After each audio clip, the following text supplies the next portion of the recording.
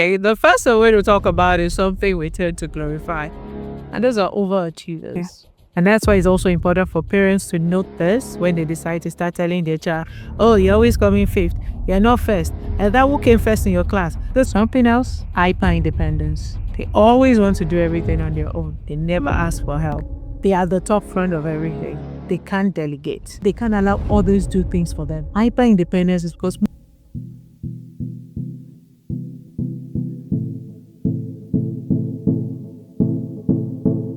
are there identifiable signs or behavioral patterns that, indicates that someone was, has experienced childhood trauma? Or if there is, what should we look out for? Like, maybe you're seeing someone, like the way I said all the time, there's some people that you just say something and the next thing they seem to have overreacted. Yeah. But, they don't even know that this thing is because of their own trauma, childhood trauma. They don't know that because of so many repressed emotions. So what are the signs we should look out for in identifying such people? Okay, the first way to talk about is something we tend to glorify, and those are overachievers. Being an overachiever, wanting to beat everything and be at the top at all costs, is usually a result of childhood trauma and lack of validation, which I mentioned as emotional neglect at the beginning. And if people have doubts about this, you can check those who have taken their lives by suicide. And because they seem to have this going on for them. Exactly. You're like, what happened? Why suicide? Okay, so that informs you that it is overachieving. And then when they get there, it doesn't still feel the void. Or anything. The void is. The void is still there, but they need to heal. So that's the first sign. Okay. And that's why it's also important for parents to note this when they decide to start telling their child, oh, you're always coming fifth, you're not first. And that who came first in your class? This person came first. How come you're not coming first? Exactly. Don't make your child compete at a very young age. Let them be themselves. Look at their grades, look at their own results, and compare them to themselves. That, okay, you got 70 in English. How could you do better? Where did you make mistakes? Have you learned from your mistakes? Have you corrected them? So next time I know you'll be able to work on these mistakes and do better. Rather than comparing with someone else or comparing them with your siblings. Some parents compare, oh, your sister is better than you. Stop. Please don't. Okay, so that's part of it. The other thing you can see is also the underachiever. Because what the person has said, they've told me I'm useless. They've told me I'm stupid. What's the point? I might as well just smoke the weed and just be nothing. So when you see people who seem like they are not achieving anything, they are not interested in achieving anything, it's also another reaction. Wow. Something else? Hyper independence. They always want to do everything on their own. They never ask for help. I can do it. When you want this, I can do it. They're always the ones in church, in school, at work. They are the top front of everything. They can't delegate. They can't allow others do things for them. Hyper independence is because most likely they had no one to rely on in childhood. So now they start to do everything. Something else? People pleasing. Chronic people pleasing. You just want everybody around you to be happy. I scream. Everybody is responsible for their own emotions. You can't really control life. If any of us could control lives, I'm sure things would be the way they are. You can also see that things will happen to happen the way they're supposed to happen. The people will be who they're supposed to be. So, chronic people pleasing. And then those who also avoid conflict. Every time there's an issue, they would rather run away from the person. They will never resolve it. Either at work, either in their romantic relationships, even in their platonic relationships. Once it's a conflict or someone is angry with them, they just like switch off. Just see that. That's like that. So those are the major ones I'll say you'll see around. And the one I want to talk about last, of course, those with intermittent explosive anger. Yeah, they just taking time more. Yes. Parents sometimes have favorites a lot of the time. Oh, yes. So the child who is not seen, that one who never got the attention, any little thing you do to that child, the child needs to shout and scream to be seen. So when you do anything to that person as an adult, he's going to shout because as a kid, when it said, Mommy, I'm in pain, one of said, This is not really my favorite time. Go and sleep. You'll be better tomorrow. You know, that attention wasn't given. There was that emotional neglect, which I mentioned earlier. So this child now has learned that, see, if I'm not screaming at the top of my voice, no one is going to respond. I will just die. So it's a survival instinct that makes the person react that way so that I'll be fine. So it's not about you. Like most things that people do really has nothing to do with you. It's just they finding a way to survive and to be fine. Relating back to this last example you used about, some parents having favorites is one of the things I actually detest as a person, as an in. I don't know why. God help me.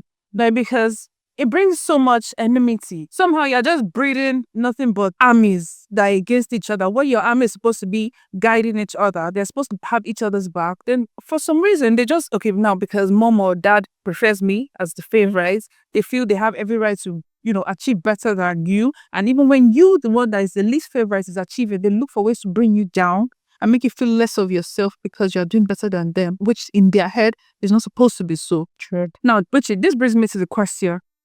So there are situations whereby you have, let me use a female child, for example, in the question. So particularly the youngest is a daughter and the family with older male siblings. Now, this girl expects protection from the elder siblings, who are the guys. But because for some reason, instead of being shielded, she experiences emotional harm and mistreatment from them, and sometimes even with implicit or explicit support from one or two of the parents. Now, this dynamic can lead to feeling of isolation, low self-worth, and emotional distance from the family unit. So what are your thoughts on the psychological impact of such a family environment and how you might influence the individual's perception about trust, safety, and self-esteem? Okay. Such an environment for a young child has devastating psychological and emotional, and most of the time, even physical consequences. Because such a person learns to grow up not even wanting to take care of themselves. There are certain people that you see they don't even put effort into looking good. Like they wouldn't even put effort into dressing well. Yeah. Because they've been bullied, they've not been valued as children, nobody has looked at them. Nobody has treated them well. So they don't know how to treat themselves well. They don't even know how to care for themselves. Oh, wow.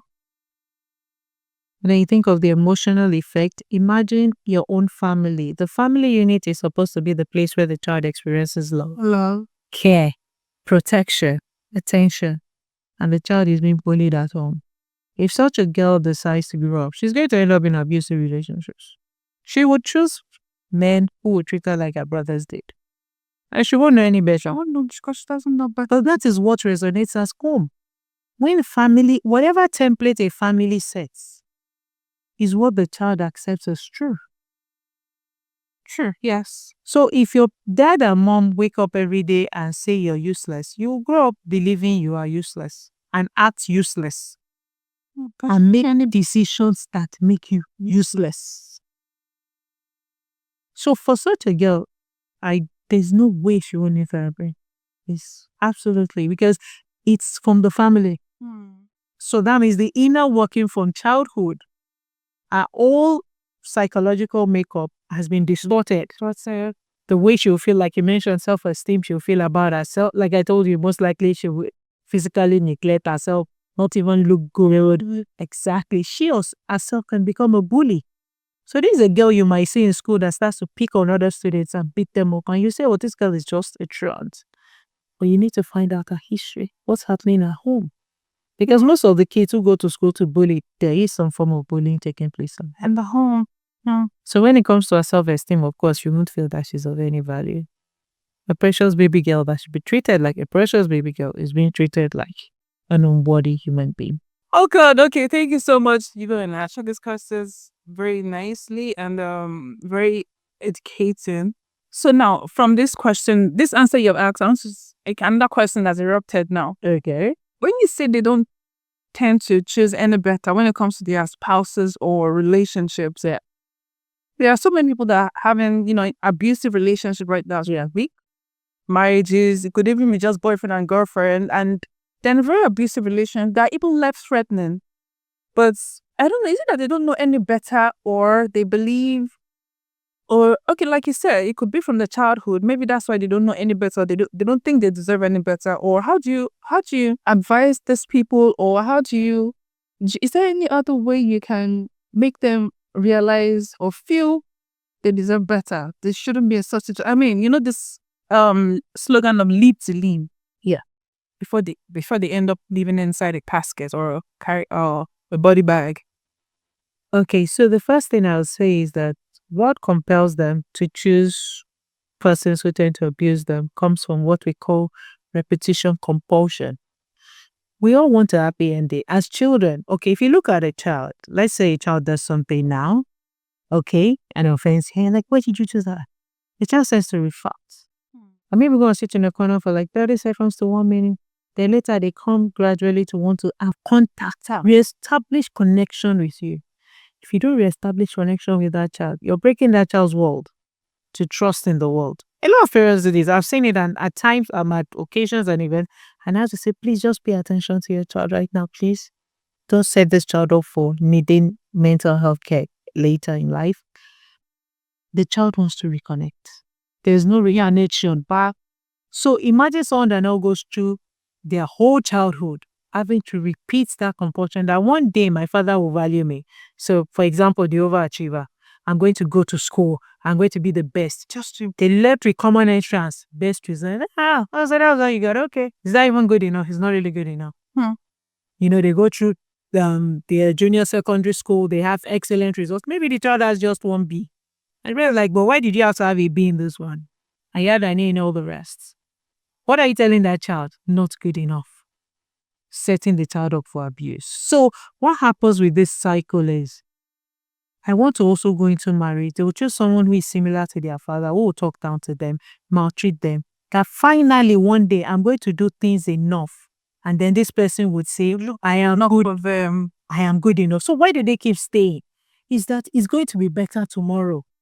Because that's the mental thing. That's what happens. Because you see, with intermittent reinforcement, what happens is that the father has said good things sometimes. He hasn't treated you badly all the time. The funny thing about abuse is that it's better for someone to treat you badly all the time. You tend to withdraw. Now, someone that treats you good on some days and then treats you nicely, because then you don't know what to expect. So your brain becomes addicted. It becomes like substance abuse.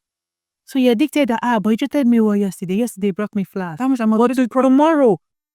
So it's what I didn't do. He complained that it was where I kept the mic, for example. So if I move the mic backwards 2 inches, most likely today won't be angry. Then it tells you, no, it's not the mic, it's the light. Should I switch it on at 5 p.m., not 6 p.m.? It's just ways in which your brain starts to calculate how to get this love from the person. What do you need to look at? Ask yourself, do I love me? Because a lot of the time, we take a break from loving ourselves and expect others to love us. The very first person that needs to love you is you. Because you set the template at which people will treat you. I tell people that anybody can treat you anyway, but do you accept it? If you don't come with the standard at which I treat myself, I would not engage with you. I would walk away. I would leave. But if I believe that it's okay, my father did the same. A lot of the time I said, my mom too. How do you do that too? For example, I had a case so a few months ago. There's a lady that I know very well, and she still slaps her son. He's about 15 now. And she told me that she still gives him a slap when he offends her. And I said, wow, propping your son up to marry a woman who will slap him. She said, no. I said, yes. I said, who are you to him? She said, his mom. I said, who can love a man the most? She said, his mother. I said, so what have you told him? That the woman that loves you will slap you. I said, so if you want your son not to learn that someone who loves you would not slap you, stop slapping him. He might even end up being an abuser because he would tell the wife that he loves you. So you see the way we breed the circle with simple things that you can do in childhood. So that was when she got it. So I said, see, if this ever happens to your son in future and I see the case, say I'm going to tell them, but you are the cause and the imprint for this child. So those are the things that are so important, because if people don't feel valued, you will stay there and take what is not yours. Our nervous system is created to identify danger. Like, oh, this is dangerous. I need to move away. For example, if we hear a bomb now, we want to know what direction it's coming from and run in the opposite direction. We're not going to run into it. No, but there are people that might not move and say it's no big deal. Maybe it depends on how you know. It's your nervous system and how traumatized you are that would make you accept things. Okay, for example, now, if you see, if you talk to women who have been through domestic violence, so I living in domestic violence, and let's say the woman's husband gives her 4 or 5 slaps every day. And another woman comes and says, my husband gives me 1 slap sometimes when he says the food is not okay. See, your husband is a good man, who? Huh? Yes, because she's taking 5. Your own is 1. So what's 5 compared to 1? But that's to tell you how traumatized people would react. But then what makes them stay, like I said, is that repetition compulsion is going to be better. But the reality is, start increasing your self-love. Someone who loves you would not hit you. Is he hitting himself? Good question. And then ask yourself, at the beginning of this relationship, you had a way you wanted to be treated. How close is this to how you're being treated today? If this is 100%, you listed it, this makes you 100% of how I want to be treated in my relationship. Now, what percentage are you getting? 20? 10? Some people are even getting minus 40, minus 100. But they're getting not the higher before getting into the marriage. Exactly. And then ask yourself, in 5 years, because look at it, that has this person made any concrete, objective, progressive change? Because we get sentimental. He said he will change. He's not. He is changing. He's making efforts. He's going to therapy. He's learning anger management. It's different for, I said tomorrow I will stop hitting you. Everything started with 1 slap. Everything started with 1 shut up. Everything started with 1 keep quiet, get out. And it got worse. So you have to ask yourself, sit down objectively and evaluate it. And then in 5 years, where would you be? Would you be happy that you're still here? Would you be better off? Would you be better off physically, emotionally, psychologically?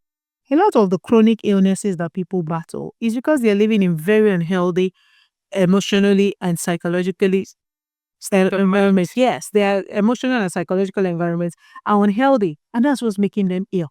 And just leaving those environments bring about healing. Your nervous system starts to regulate. Your body starts to heal. They start to try. They start to glow. Isn't it funny how something else of the mind affects the health? Oh, yes, it is, because your mind directs everything. Funny, yes. Okay, the way the brain is, we have the logical part of the brain, and you can't engage your logical part of the brain that makes you reason as a human, different from animals, if you don't feel safe. If you're in survival mode where you're panicking, you would not engage that part of the brain, because survival is first. It's when you're alive, you can do every other thing. So if your nervous system says this is dangerous, you're not going to calm down. So then you see someone who's been very successful in their career, they're in an abusive relationship. They start to dwindle.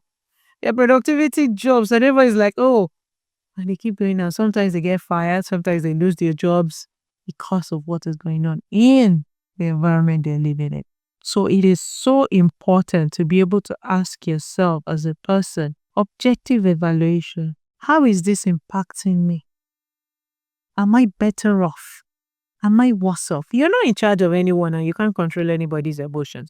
In as much as, what statement people say a lot is, you are making me angry. And I'm like, wonderful. If I can make you angry, that is, I can also make you give me 1 million naira.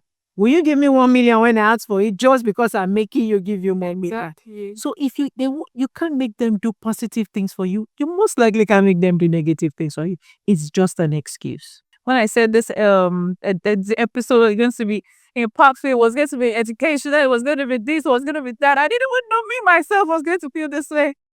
Thank you so much. Okay, so now just one more question. Now we end this show. I mean, I'm sorry, but I can't blame you. We have to drain you of all the information we can. Sorry, we don't know when next we'll have you. So, okay, the last question is it possible for someone to be unaware that their current behavior or emotional responses are influenced by their unresolved childhood traumas? How can such individual gain awareness of the subconscious effects, if it's possible? It's very possible because we see our parents as perfect. Oh. Every child sees their parent as perfect. True. Yeah, so if you can't see that your parents are imperfect, and most likely they did some things that hurt you most of the time unintentionally, and forgive them and heal from them, you wouldn't know. You just consider that that reaction is all right. That reaction is normal. For example, a lot of individuals, when you meet their parents, you just understand their behavior. Say, oh, no, I got you, no problem. Yes, it's true. That has happened. So that's it. Because your blind spot to your parents, it's your father. Your father is like your Superman. Yeah. So how would you ever say, oh, my dad has anger issues? That's why he shouts on my mom and me sometimes and we run to the room. No, my dad is having a bad day. We're the ones that triggered him. We tend to take responsibility naturally. You don't realize. And it's also such a person, if they grow up to shouting at people, I'm just like my dad. You have to make excuses for me too, just like I did for him. Without realizing, see, that was trauma. You need to heal. There are ways of speaking to people without shouting. You don't have to, blow up. You have to learn the difference between reacting and responding. So these are things that, people can be very unaware. So it will take you coming to realize that, first of all, your parents are imperfect. Because if you don't come to that realization, you keep justifying what happened to you and blaming yourself. And so if you want to see that what happened to me harmed me, I need to put the blame, at least responsibility, where it is. Let's not use the word blame. Not necessarily blacklist your parents, but be able to say, okay, every time I did something wrong, or my dad really hit me hard, I've learned to do better. That really hurts me. Because everybody, kids are different. Yes. And sensitive to different things. And most of the time, your parents knows what you're sensitive to. And that's where they tend to hit you, which means they do more harm. The person that can hurt you the most in this world is the person that knows you the best. Yes.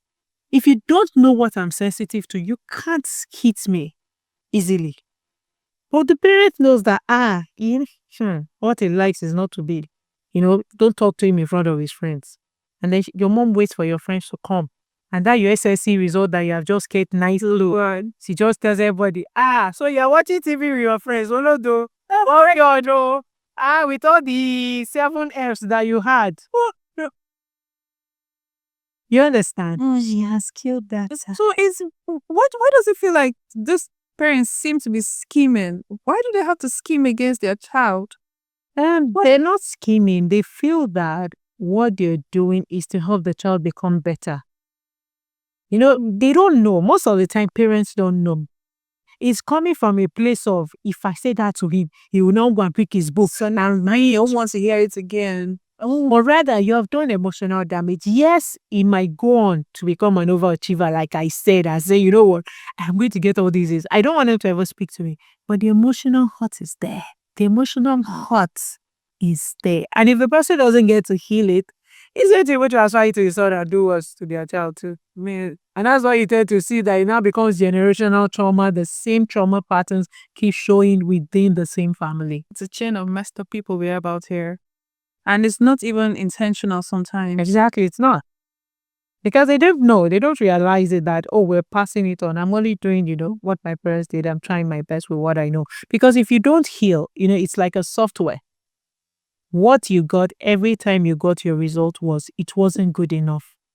That's the software that's been installed. So where do you get the software that you did great, you're brilliant, I'm proud of you? Where do you get it from?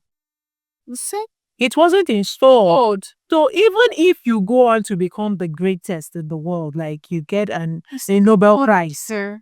Even if they give you a Nobel Prize, you will keep hearing that old software. That one has been installed in your head that it's not good enough.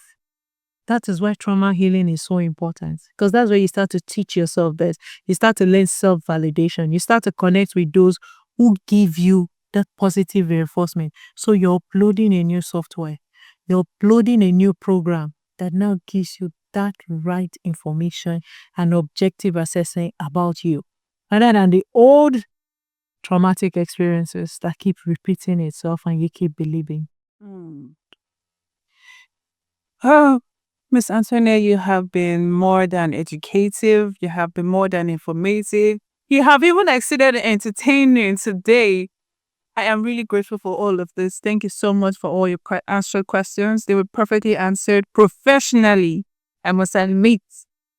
And I hope we all enjoyed our episode today on Mind Over Matters. Like I always say, it's the mind over everything. And in this part of the world, yes, this is our own world here. So it's all about the mind over here. I am so grateful for the grace or the opportunity to have met you and have you here on, to speak with us, because it is worth every process, every stress, every sleepless nights I was having. I was so, do you know that like 2 nights ago I could not sleep with my, how would this program go the money? Go, don't you think I sleep? Having sleepless night that this program has to go well, has to go nice, and I am so now I feel now I'm going to sleep like I gave it to like that is nice and good. Fun baby, this is so refreshing. Thank you very much. I'm very sure that we have been able to learn a couple of things, not just one. I'd usually say one or two things when it was only me, but now I'm sure we have learned loads of information and very impactful ones that are able to help us shape our mindsets. And especially when it comes to parents that are training children, parenting young children, we have to be very intentional about how we train our children, about how we make them feel as individuals and the kind of words you instill in their minds, and how, because all of these things, our personalities are shape our childhood and whatever it is we go through in life as a child. So this is a very important and delicate phase of the life of children. So we as parents, the best or the least we can do is to be the best, to create the best path for them and make them feel valued as they should, so as to end up breeding children that we can be proud of, saying, yes, that is my son, that is my daughter. Because now at this age, healing is actually something I think is quite stressful, but it's very possible. Like she has said, it's very possible. So it's just a matter of you having to unlearn everything that you have learned. Like she said, in the memory card, you have to literally unlearn everything in that memory and be intentional about the new things you have stored up in your head to be a better person and a better version of yourself. Thank you so much for today. Thank you for coming, Ms Anthonia. It was a pleasure having you. I cannot get enough of the information. We might even have to bring you back sooner than we should. I don't know till then. But till I come your way again next time, don't forget to like, share, comment, and subscribe. It's your girl, Shala Bumi, as usual. We sign out. Bye.